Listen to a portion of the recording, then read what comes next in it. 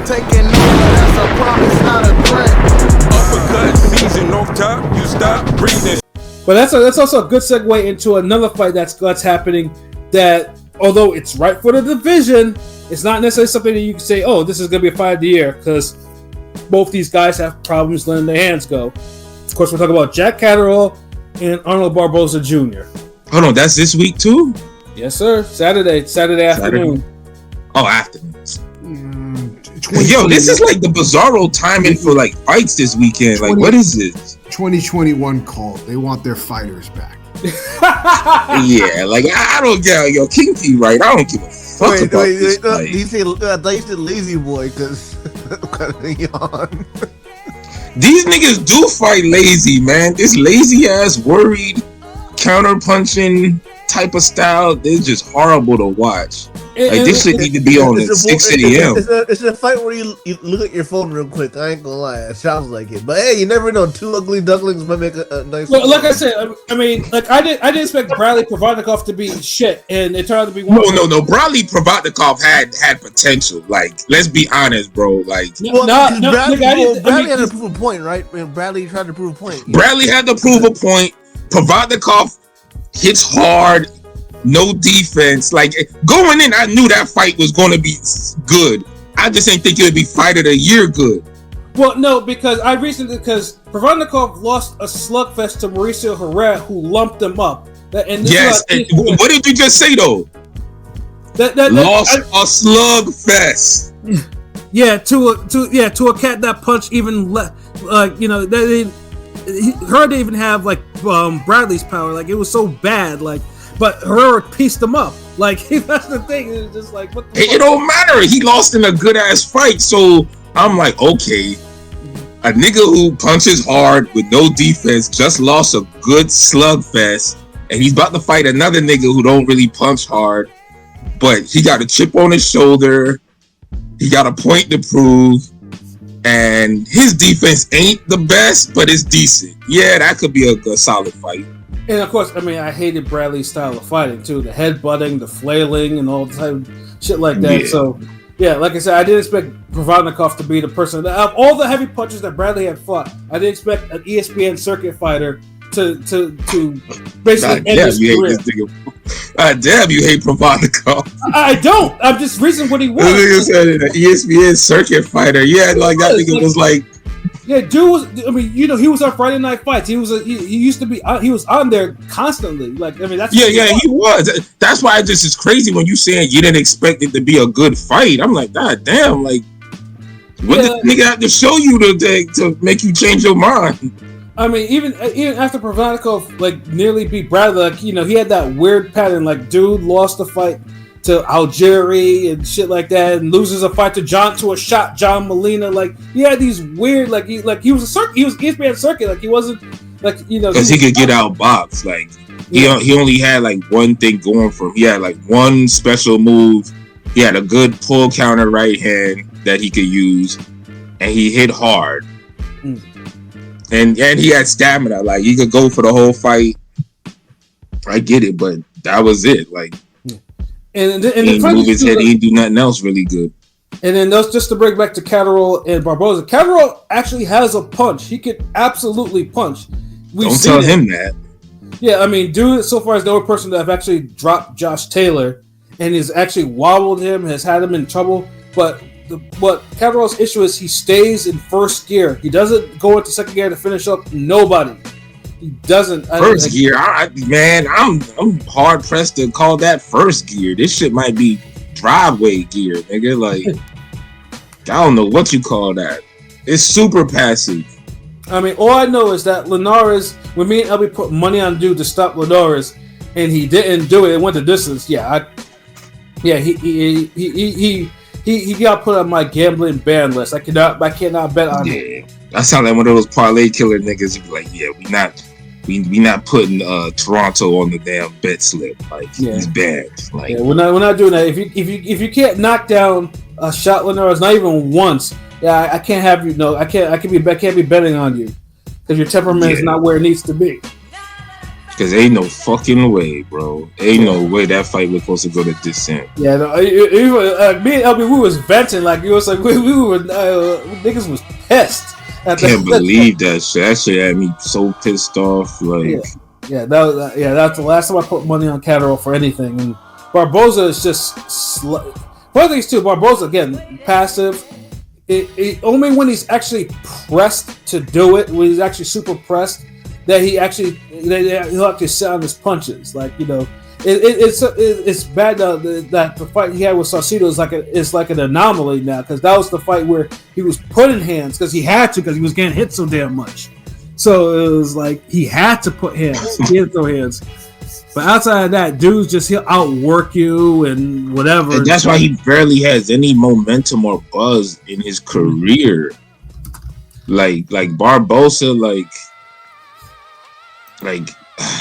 you expect, like his skills ain't bad, the talent there, like it's just he just one of those underperforming ass niggas who he fights with no passion, no urgency, and it just like, bro, you see why your career is where it's at. Yeah, it's getting harder to defend him. Like Jose Ramirez was his last. Like Jose Ramirez was his last fight, and that was a horrible fight to watch. Good fucking lord, dude! Like honestly, it's one of those fights I kind of like. I meant to even ask you, like, did they end up fighting? Because I don't remember anything from the fight. It was that bad where I kind of just cleansed my mind from it. Like, yeah, awful fucking fight. Yeah, honestly, I mean, for a minute, because I thought it was because before that he had that gift against Macomb where he probably should have took the L, but he didn't. And then I just remember, oh yeah, he did fight Jose Ramirez on a Golden Boy card, and then that shit was wasn't it a big Golden Boy card? Like it was stacked or something. Yeah, it was that Latino Heat card or whatever they had. And I don't remember shit else. I remember that card, but I don't remember that fucking fight like that. Like that shit just. Yeah, that bunch of shadows boxing or something. Like it honestly, no imprint. Yeah, it was like light sparring. Like Ramirez didn't give a shit, and because he had no he knew that he wasn't getting hit with anything, and Barboza just did barely enough to win. It was such a bad fight. So that's why they brought Ramirez in for the damn Haney fight. Like, yeah, but that might be fool's gold for that. Facts. Dude, Ramirez might just jump on Haney like, fuck it. And it's like, look, that nigga's chin is softened up. Yo, let me see what I can test it. Yeah. But like I said, for 140, it makes sense, bro. But it's just like, now, I mean, honestly, as box fans, I would love for Catterall and Barboza to be like a war, and they throw their hands and their offense is consistent, and if they hurt each other, they can actually. It don't even have to be a war, bro. If it's a good a fight as the second Catterall Josh Taylor fight, which was a solid fight, it wasn't no fight of the year, but it was entertaining. Right. I think that's cool. Like, it needs to be a bare level minimum of damn entertainment. Right. And it just potentially, I don't see it between these two, but maybe I'm wrong. I've been wrong before. These niggas might have a good fight. So let me just take a look at their odds real quick. Yeah, who the favorite in this bullshit? So Catterall is a favorite, minus 260. Barboza is a plus 198 underdog. Catterall decision is a minus 130. A Catterall KO is plus 440. Oh, they know that's not happening. Right. And then a draw is plus 1500. Barboza winning a decision is plus 290, which is possible. Yeah, that's possible. And then Barboza KO is plus 800, which is not possible. Now, if this fight ends in a KO, that means something went horribly wrong, as we like to say. Like something went incredibly wrong. Yeah, I'm thinking niggas did some scripted shit if that happens. Like, yeah, I'm saying like someone had a gentleman's agreement or on some pro wrestling shit. I was like, look here, man. In 4, you're gonna hit the floor type shit. You keep your eyes there. In 4 floor, like damn, niggas gonna make bars out of that shit. I mean, as much as I want to, Catterall.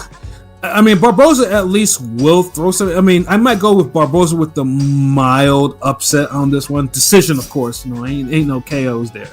You know, Yeah, that's what I was kind of looking at too. Like Catterall be too passive, but he could change all that with landing one good shot, which he usually does. But he don't follow up on it afterwards. So it's like, but then hold on, they fighting in goddamn what? The UK. UK.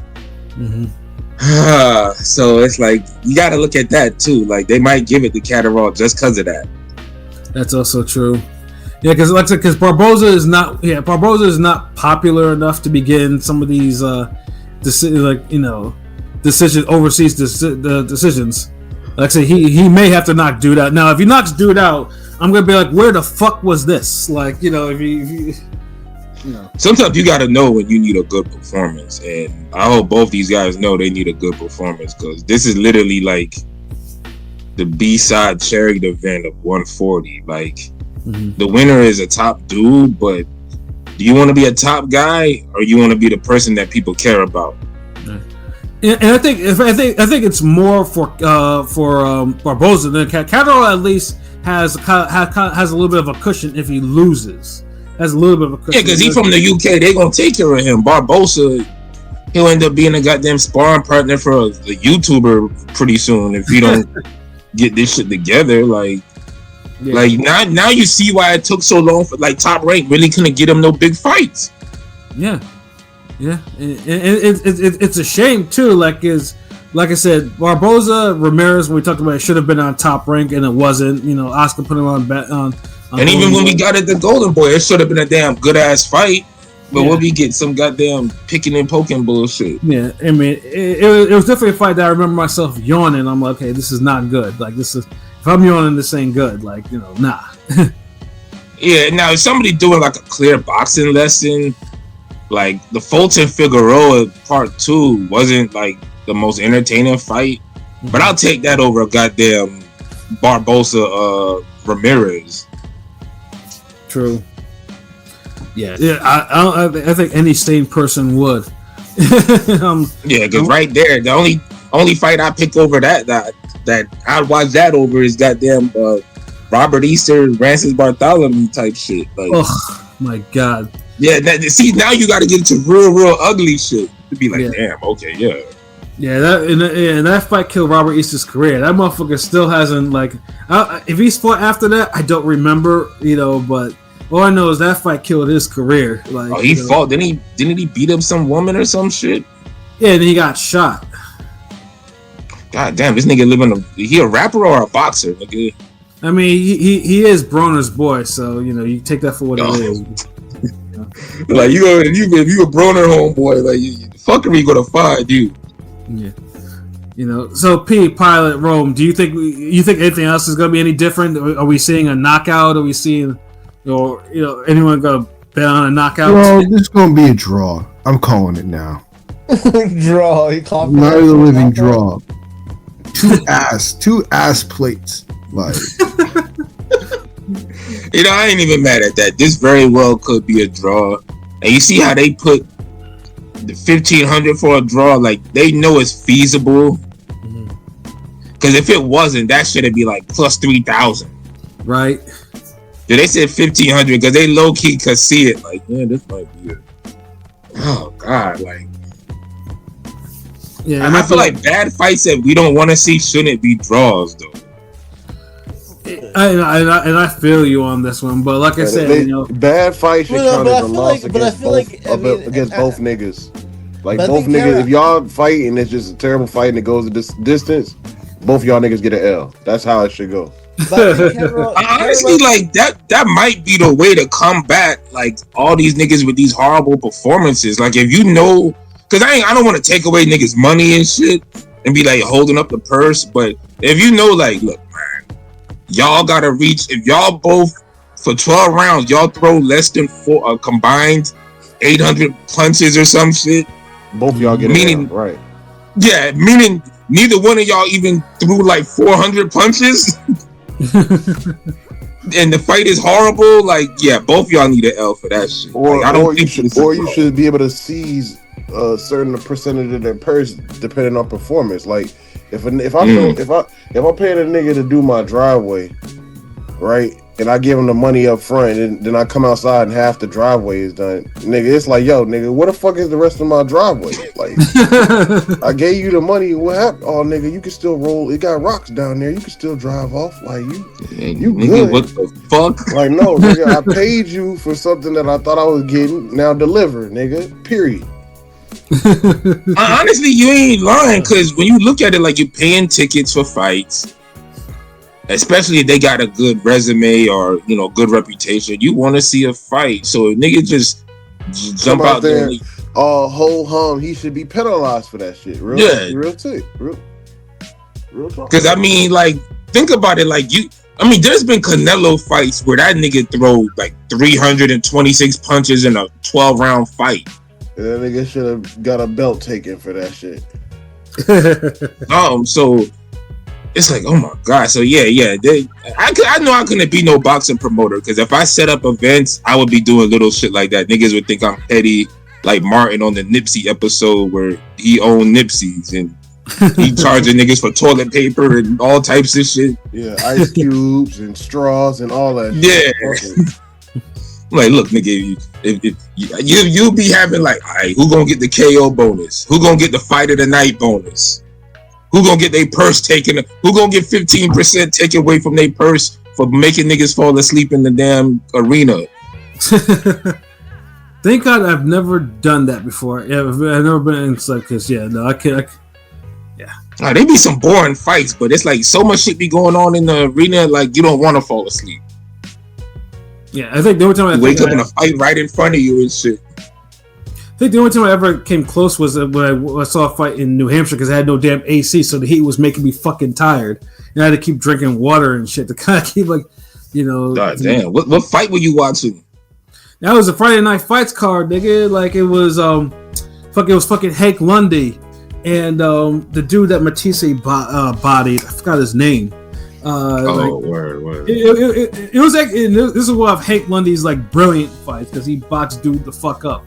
But yeah, no, it was hot as a motherfucker in that place, because they didn't turn the AC on in the goddamn place. You know, who would do that? Like, are we going? Did they take the roof off or something? No, it was in a place in New Hampshire called Rockingham Park. I think it was a place where it was like a mall and a horse track and shit like that. It had an arena in there. But what in the fuck? A mall and a horse track? Like, yeah, it is by far. That sounds like some shit Florida would do. I mean, dude, nigga, remember we used to watch fucking Laura fight on the fight track, and that shit used to get 700K on fucking on TV, like on a Friday night. Like, it was the weirdest shit. That was the. Nigga, yeah, I ain't trying to see no Cubans box on no goddamn racetrack. Like, the fuck.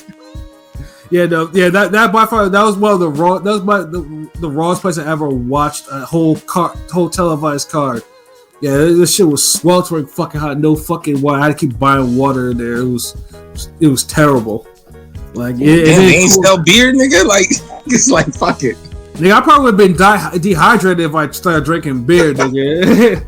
Nigga, I was sweating bullets in there. You know, I'm just like, nah, like this. No, that's shit, crazy. That shit was crazy though. But yeah, and then of course, we won't do a preview on this one, but Golden Boy has a card in the evening time too for Saturday. We were supposed to get Oscar Duarte and Regis Prograis, but you know, Prograis shoulder injury, quote unquote, and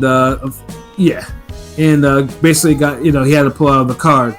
So yeah, and truthfully, I think most of us were thinking that Duarte was probably going to KO him anyways, because Prograis is starting to look a little worn down. He's, you know, seen better days. But this was the only fight Prograis really had a chance to just be in himself, though. We haven't seen him fight somebody who wasn't going to try to box him in this stage of his career yet.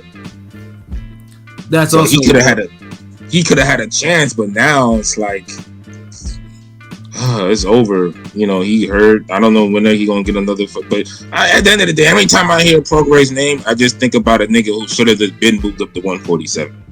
That's all. And it should have been before. It should have been right during the period. You know, that fight with Maurice Hooker. That fight was there. It was it made sense. Niggas was former 140 champions. They were outgrowing 140. It made a whole bunch of fucking sense.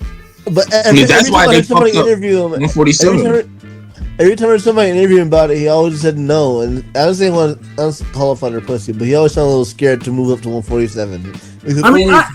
Yeah, it's weird. I mean, I asked the nigga myself when I interviewed him. I asked him, "Are we going up to 147?" He's like, "No." Like I asked him myself. I just don't get that, and it's like, bro, all this like, dude is not even that small. No, like, because he knows he gives us physical advantages. Could he be a smaller? Well, he'd be a smaller. Dude, like people make it seem like he's not Haney. He's not small like that though. But you saw Haney drop the shit out of him like that. You saw Haney, first fight at 140. Dropping the shit out of him. Stunning. But Haney should be fighting at 147 anyway. Haney was always bigger than 140. Yeah, facts, yeah. But look how Haney looked like he was like 165 that night. And that's just one fight, like, dude. So we're gonna not talking about all the people who were smaller than Prograis or started out smaller weights and they ended up at 147. Is Prograis any smaller than Pacquiao? I mean, Prograis ain't that. So I mean, as being Prograis is not that like small. Like That's what I'm saying. Like, is he smaller than Broner? Mm-hmm. These are two niggas that went to 147. Yeah. Is he smaller than Juan Manuel Marquez? Yeah, it's unfortunate. Is he smaller than Floyd Mayweather? It's like last of a dying breed. These niggas don't be moving up weight no more. You know what I'm saying? It's crazy. Yeah, like I don't get this whole. He's too small. His arms are too short. Get the fuck out of here! Like y'all making it seem like this nigga's like 5'1" or some shit. Sweet Pea won a 154 belt. Sweet Peas. Dude, I rest my case. That's it. Sweet Pea went to 154 and fought somebody who was damn near dangerous, like real legit. So I don't want to hear that shit, bro. You just made a bad career decision, and it affected you, and pretty much kind of threw off his career after that. Because he won another belt, but it's like his best win is Zepeda. And that's kind of unfortunate for a two-time champ. Your best win is Zepeda.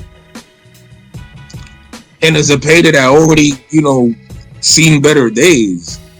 Yeah, and it's a shit because in his last fight, he looked good and worn. So it's like, because like I said, you're only hurting yourself trying to make a weight that you should have moved away from years ago. I remember when he came on the internet. Pretty good. He dropped Catterall early, right? And after Catterall dropped him, right? That fight was not pretty good, bro. What the fuck? But at least there was 3 knockdowns. You know what I'm saying? I can remember there was 3 knockdowns. You know how many knockdowns Vladimir Klitschko and Povetkin had? I don't know. There's so many knockdowns. Was that fight any good because of it? But at least it's so memorable having 3 knockdowns in a fight. You don't see it as much. Dude, that was the only memorable fucking thing about that fight. Everything else was like trash to watch. And they weren't like no earth-shattering crazy knockdowns. They were like just regular knockdowns. They're all arguably flash knockdowns. You saw Michael Grant hitting the canvas and rolling over 3 times or some shit. Or Chris Algieri just in a barrel roll somersault after he took an uppercut. Like nah. Or Linares Loma. Yeah, like some shit. Like nah, man. This whack ass shit, bro. Like nah. But obviously we hope he heals up and comes back though. But at least at 147. At 147, yeah, especially. But I will say this: Oscar Duarte and his new opponent Miguel Madueno. Yeah, I'd say don't sleep on that fight. That fight will be a slugfest because Madueno will come to fight. He's been. Hold on, Magalano and who? Madueno. Miguel. Also, Duarte, they didn't even find a replacement for Oscar Duarte. No, that's what Duarte is facing. That's and Madueno is. If you want, he's fought Keyshawn Davis last year. He took him the distance, right? He took him the distance. Yeah, no, Magdaleno's good. Like, okay, like I can fucks with that replacement then. Yeah. Yeah, like he has power.